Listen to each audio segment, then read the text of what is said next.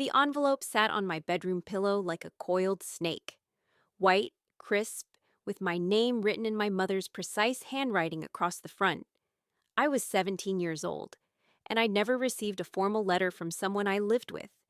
Inside was a typed document, actually typed, as if she'd gone to the library to use their computer, outlining new household contribution requirements. Effective immediately, I would be required to pay $400 monthly rent, plus utilities, plus a share of groceries. At 17, while still in high school, I found her in the kitchen, measuring coffee grounds with the same precision she apparently applied to dismantling my sense of security. "Mom, what is this?"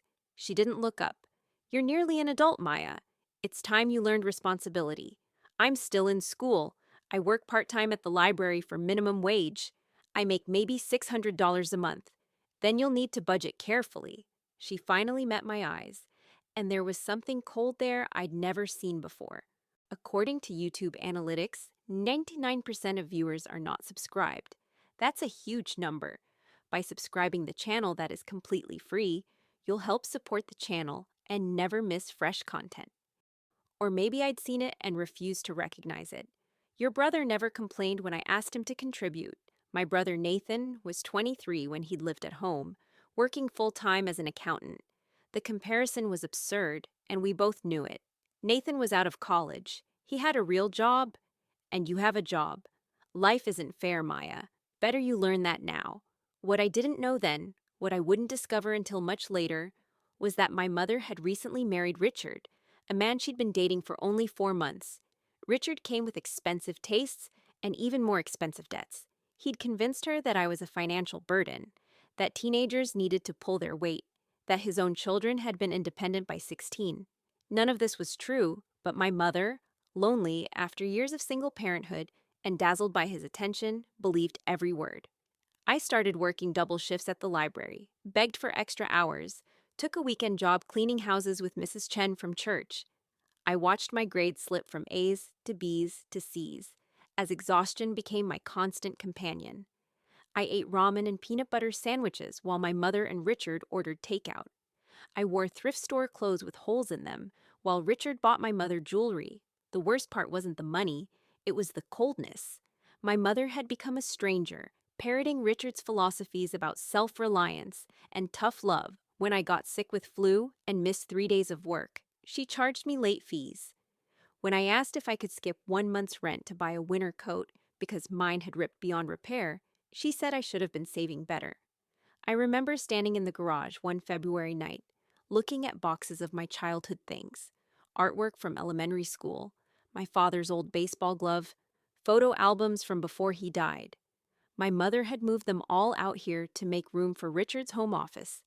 I was crying, though I couldn't have said exactly why. Grief, maybe, for my father, for my childhood, for the mother I thought I'd had. "You're tougher than you think," Mrs. Chen told me one Saturday as we scrubbed someone's kitchen floor together. She was 72, had raised 5 children alone after immigrating from Taiwan, and had hands like leather from decades of hard work. "This pain you're feeling, it's making you strong. You remember that." I survived high school by the thinnest margin. My guidance counselor, Ms. Rodriguez, noticed my situation and helped me apply for every scholarship I could find. I wrote essays about responsibility and hardship, careful never to make my mother sound too cruel. Even then, some part of me protected her. I got into State University with a full scholarship, plus a small grant for living expenses. I remember the day I told my mother I was leaving. "What about your rent?" was the first thing she asked. "I'm moving into the dorms. You won't have to worry about me anymore." Something flickered across her face. Regret, maybe, or loss. But Richard walked in, and the moment passed. "Good," she said. "It's time you stood on your own feet anyway." I left 3 days after graduation. Nathan helped me move, and in the car, he finally told me the truth he'd been holding back. "She was never like this before Richard," he said quietly. "I don't know what happened to her, Maya. It's like she's under a spell." "She chose this," I said, staring out the window. "She chose him over me." "I know. I'm sorry.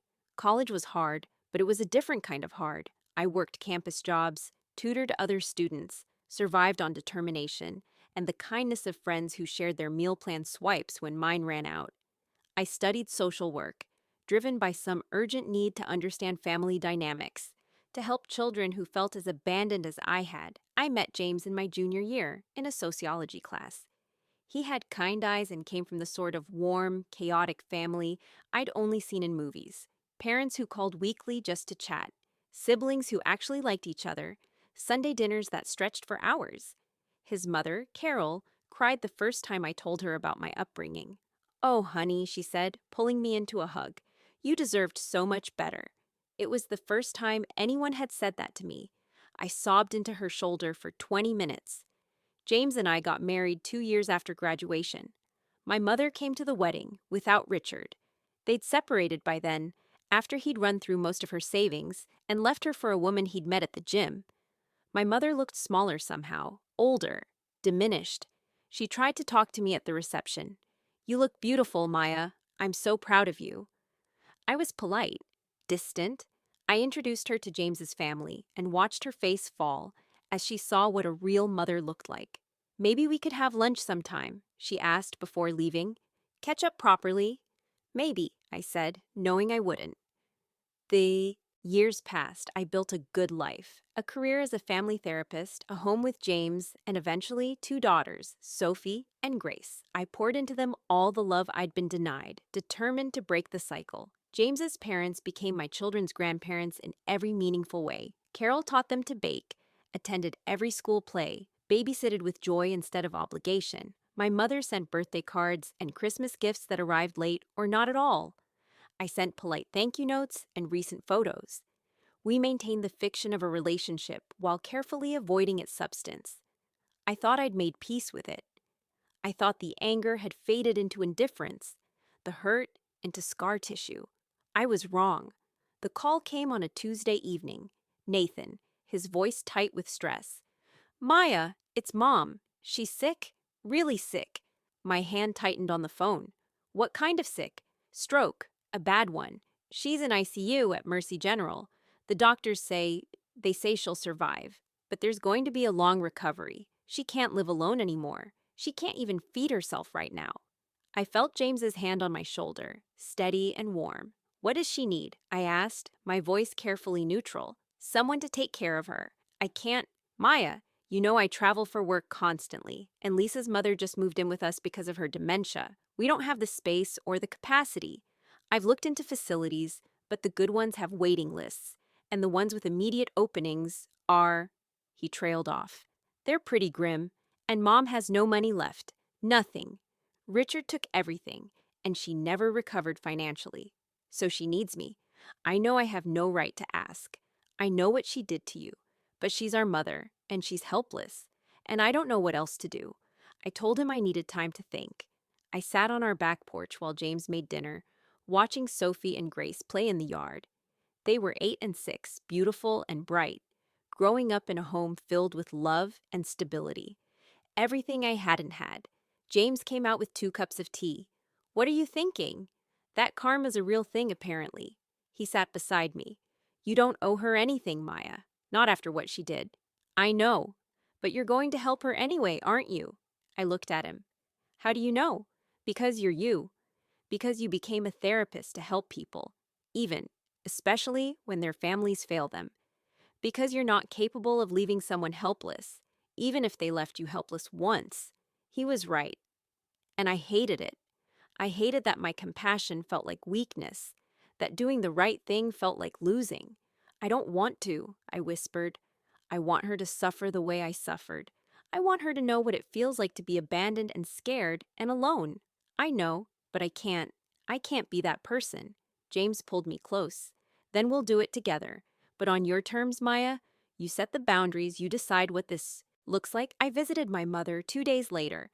The stroke had ravaged the left side of her body, leaving her face drooping, her speech slurred and effortful. She looked ancient, though she was only 63. Tubes and monitors surrounded her bed, beeping their mechanical symphonies. Her right eye widened when she saw me. "Mamaya." I stood at the foot of the bed, arms crossed.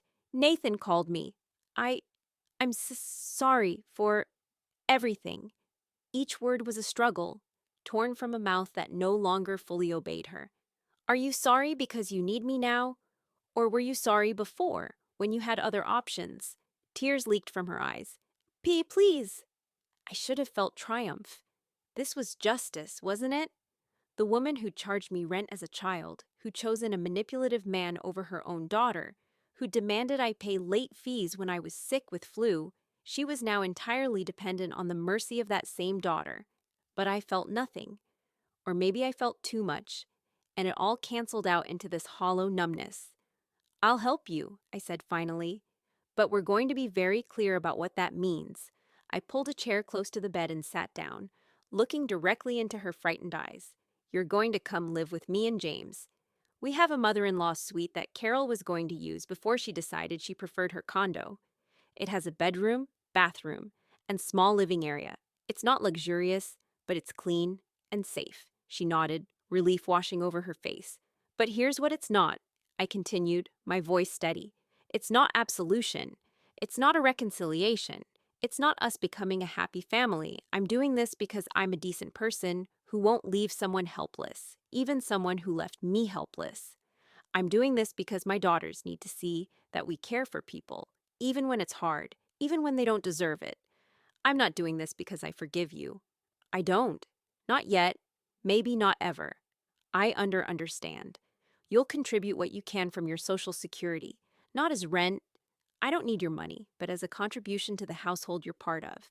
You'll respect our rules, our schedule, our family. You'll go to physical therapy and do the work to recover. And you'll stay out of my parenting. You don't get to have opinions about how I raise my children, not after the example you set. More tears. A small nod. And Mom, if you ever try to pull with my daughters what you pulled with me, if you ever make them feel like a burden or suggest they owe you something for existing, you're out. I will put you in whatever facility has an open bed, and I won't lose sleep over it. Am I clear? Yes. I stood up to leave, then paused at the door. I turned out okay, no thanks to you. I have a master's degree, a career helping families, a husband who actually loves me, and 2 daughters who will never wonder if their mother values money over them. I survived what you did to me, and I became someone good anyway. I want you to think about that while you're living in my home, eating food I paid for, being cared for by the daughter you charged rent. Her face crumpled, sobs shaking her broken body. I left before I could feel sorry for her. My mother moved into our home 3 weeks later. The mother-in-law suite had been empty for a year, waiting for Carol, who'd ultimately decided she valued her independence too much to move in. Now it housed a woman who had no independence left. James converted the small living area into a therapy space, with parallel bars for walking practice and exercise equipment the physical therapist recommended. We hired a home health aide, Vanessa, who came 5 days a week to help with bathing, dressing, and therapy exercises. I maintained careful distance. I checked in daily, made sure her needs were met, coordinated with her doctors and therapists. But I didn't sit and chat. I didn't share my life. I was the administrator of her care, not her daughter. Sophie and Grace were curious about the grandmother they barely knew. I'd kept them mostly separate over the years, brief holiday visits, and nothing more. Now she lived with us, and they had questions. Why doesn't Grandma talk right? Sophie asked one night at dinner. She had a stroke. It hurt part of her brain that controls movement and speech. She's working hard to get better. Why doesn't she live in her own house? Because she needs help right now, and we have room to help her. Grace, always the more sensitive one, looked troubled. Don't you like her, Mama? James and I exchanged glances, and we'd agreed on honesty, age-appropriate but truthful. Grandma made some choices when I was younger that hurt me very much, I said carefully. I'm still working through my feelings about that. But I'm helping her because it's the right thing to do, because we take care of people who need help, even when relationships are complicated. Did she say sorry? Sophie asked. She did. But sometimes sorry isn't enough to fix everything. Sometimes people need time to heal. I watched my mother change over the following months. Physically, she improved, slowly, painfully, but steadily. Her speech grew clearer, her mobility increased. She graduated from a wheelchair to a walker, from baby food to solid meals. But the emotional change was more profound. She watched everything from her separate space. watched James kiss me goodbye every morning, watched me help the girls with homework at the kitchen table, watched Carol video chat with Sophie about a baking project, watched our family movie nights and game nights and ordinary Tuesday evenings full of laughter and ease. She watched the family she could have had, should have had, chose not to have. Vanessa told me that my mother cried a lot when I wasn't around. She talks about you, Vanessa said one afternoon as we went over care notes, about how she failed you. She's got pictures of you as a kid all over her room. I don't know where she got them, but she just sits and stares at them sometimes. Good, I said, and meant it. But something was shifting in me too. Watching her struggle to relearn basic tasks, seeing her isolation, witnessing her regret, it was forcing me to confront my own pain in ways I'd avoided for years. I started seeing my own therapist, Dr. Kim, to process it all. You're angry, Dr. Kim observed in our third session. Of course I'm angry. Shouldn't I be? Absolutely. Anger is appropriate. The question is what you want to do with it. I don't want revenge. I'm not sabotaging her care or being cruel. No, you're not. You're being scrupulously fair and completely distant. You're caring for her body while starving her emotionally. I'm not saying that's wrong. You don't owe her emotional intimacy. I'm asking if it's serving you. I sat with that. It feels like if I let her back in, even a little, I'm saying what she did was okay. Or, Dr. Kim said gently, you're saying that you're strong enough to survive what she did and still choose who you want to be. The shift came 6 months after my mother moved in. It was a Saturday afternoon, and I was in the kitchen making cookies with the girls. Flour everywhere, chocolate chips disappearing into mouths instead of dough, the radio playing oldies. My mother had wheeled herself to the doorway of her suite. She could walk now but tired easily, and was watching us. I glanced over and saw her face. Naked longing, desperate grief, love, and loss tangled together.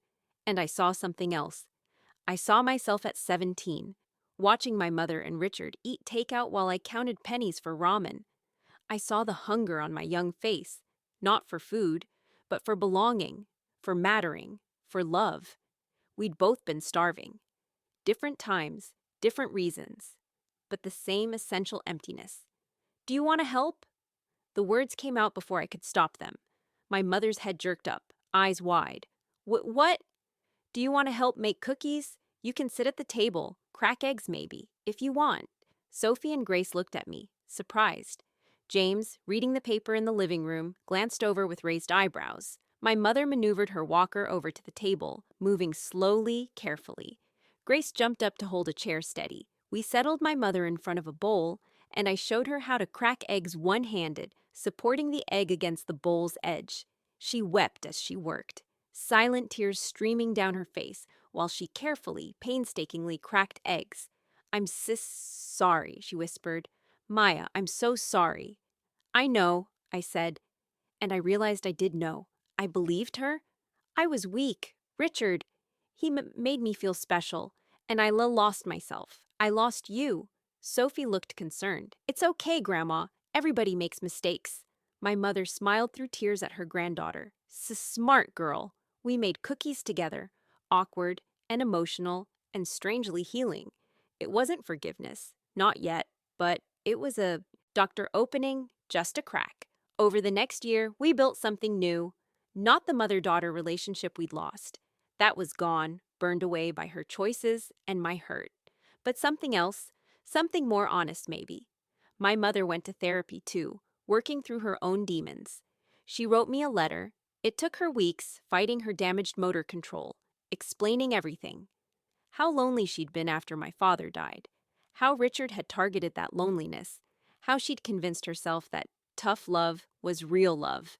How she'd realized too late what she'd sacrificed. I don't expect you to forgive me, she wrote in shaky handwriting. I just need you to know that my greatest regret is failing you when you needed me most. You were a child, my child, and I should have protected you. Instead, I hurt you. I will carry that shame for whatever time I have left. I read the letter 3 times, cried over it, showed it to James and Dr. Kim, and finally put it in a box with other important documents. Not to forget, but to acknowledge and move forward. My mother became part of our lives in small ways.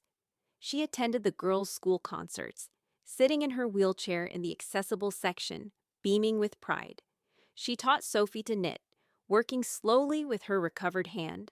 She listened to Grace practice violin, offering gentle encouragement. She never overstepped, never criticized my parenting, or offered unsolicited advice.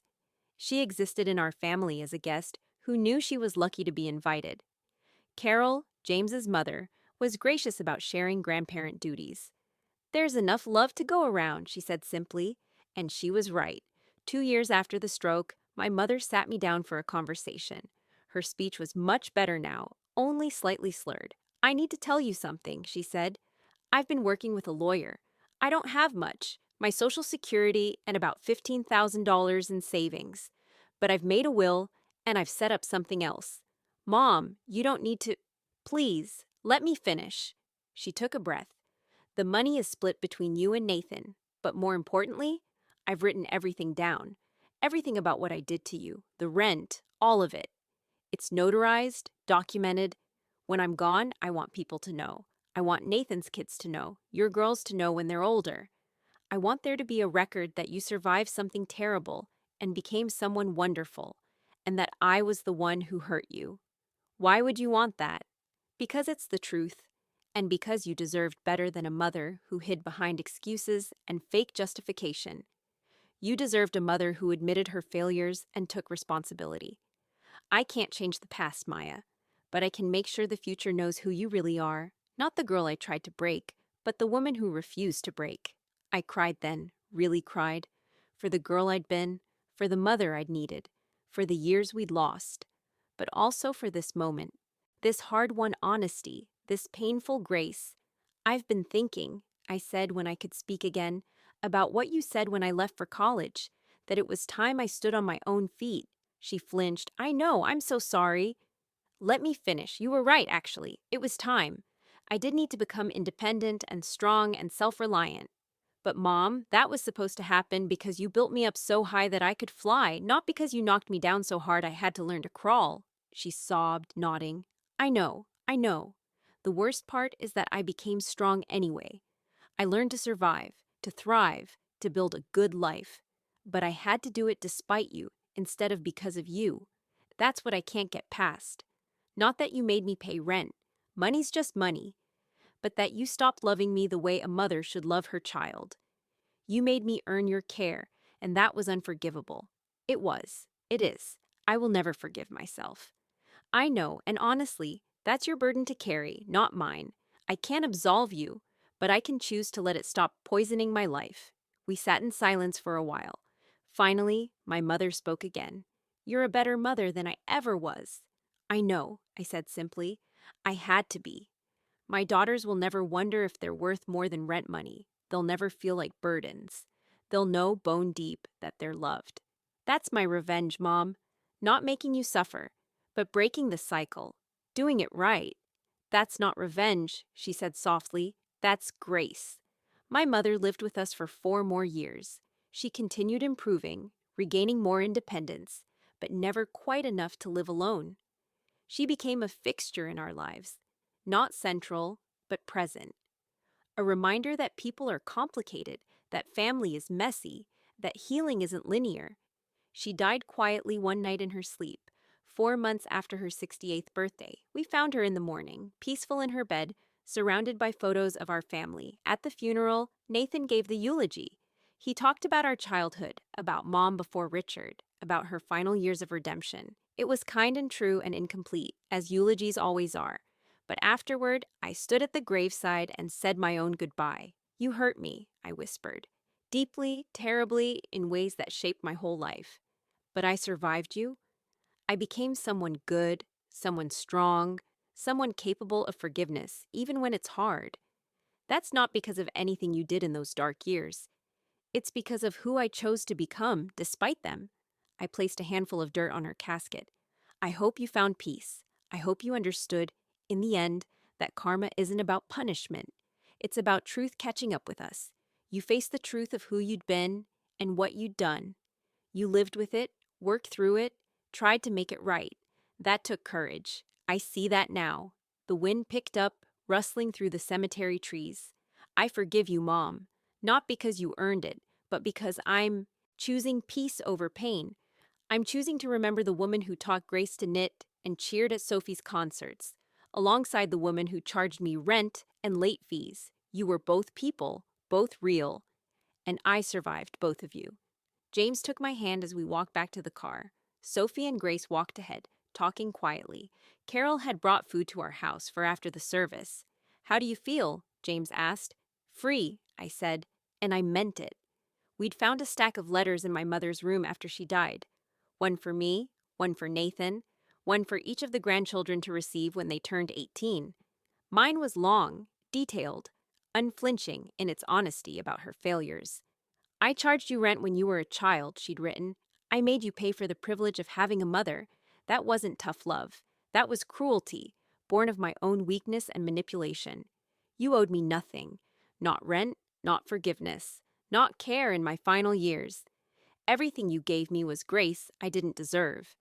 Thank you for teaching me what real love looks like. Thank you for showing me that breaking cycles is possible. Thank you for being the daughter I failed to deserve. I kept the letter in my desk drawer. Sometimes I read it when I'm struggling with my own parenting, when I'm tired or frustrated or feeling inadequate. It reminds me that my daughters are gifts, not burdens, that their childhood is not a debt they need to repay. Sophie is 16 now, the same age I was when my mother handed me that envelope. She's thinking about colleges, about her future, about who she wants to become. She works a part-time job because she wants to, saves money because she's planning for her dreams, comes home to a mother who would never dream of charging her rent. Mom, she asked me last week, do you think Grandma really changed? Like, really? I thought about it. I think she tried to. I think she faced what she'd done and felt genuine remorse. That's more than a lot of people manage. Do you think she'd do it differently if she could go back? Yes, but we can't go back. We can only choose how we move forward. Is that what you did? Chose how to move forward? Every day, I said, every single day. Grace, at 14, has her grandmother's old knitting needles. She makes scarves for homeless shelters, working the needles the way my mother taught her, creating warmth for strangers who need it. It's a legacy redeemed, something broken made beautiful. Nathan and I are close now. We talk often about our childhood, about the weird parallel lives we lived in the same house. He carries his own guilt about not protecting me more, about staying silent when he saw what was happening. You were barely older than me, I remind him, and you helped when you could.